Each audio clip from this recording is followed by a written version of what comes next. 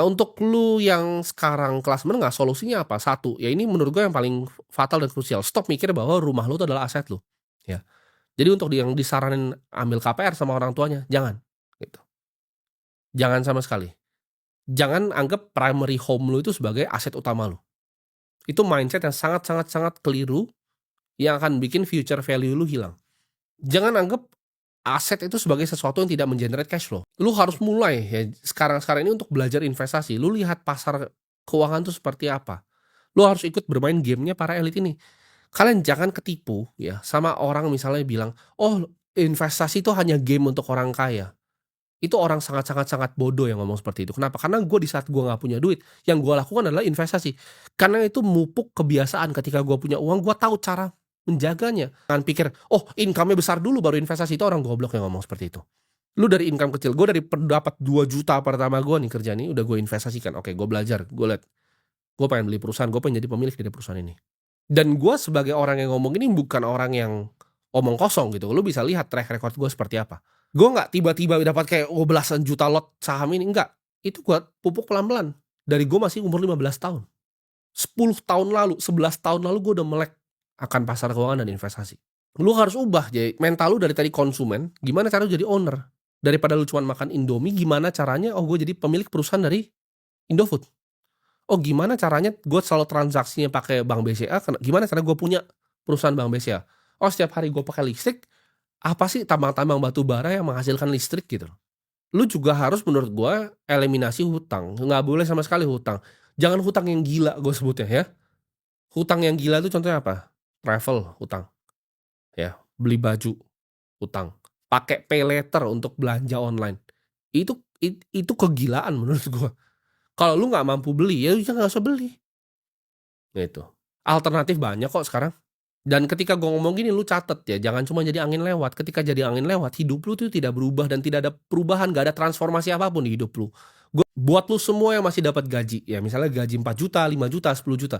Jangan cuma berharap dari satu sumber, jangan cuma berharap dari satu gaji gitu. Coba cari income tambahan di samping. Entah itu 500.000 lu jualan, nggak apa-apa. 1 juta pun nggak apa-apa. Tapi itu sebuah start, ya. Misal lu 4 juta nih, lu dapat additional 500.000, lu ngerasa terlalu kecil. Nggak apa-apa dikerjain. Kecil-kecil 500.000, 600.000, dapat 1 juta, 2 juta, sisanya ditabung. Biaya hidup lu pakai gaji, sisanya income tambahan tadi lu bisa tabung, lu bisa investasikan, lu bisa belajar. Lu harus agresif ya, investasi di leher ke atas. Lu harus agresif investasi di skill lu, skill-skill masa depan yang akan dipakai gitu.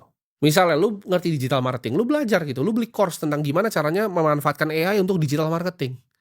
Ya, semua hidup gua yang gua lakukan adalah gua beli informasi, makanya gua belinya apa? Buku yang gua beli. Yang gua beli apa? Informasi gitu. Setiap kali gua lihat ada yang menarik, oke gua beli gitu kan. Apa skill yang lu mau pelajarin setiap hari gitu. Lu lihat, lu perhatikan, lu jadi yang terbaik di dunia dan lu belajar, lu buang duit lu untuk beli ilmu. Circle sosial lu harus pikir ulang ya, gua bukan berarti gua bilang lu jauhin semua temen lu. Tapi lu pikir ulang, kenapa? Karena ketika lu bergaul dengan orang-orang yang sama yang mau bertumbuh, lu akan jadi orang yang mau bertumbuh. Hati-hati dengan siapa yang lu dengerin. Lu harus cari mentor, siapa yang kira-kira udah jalanin hidup yang lu mau, dan lu bisa ikutin gitu loh.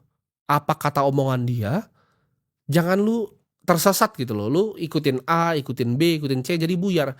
Ketika gue pilih mentor, oke mentor gue adalah Warren Buffett.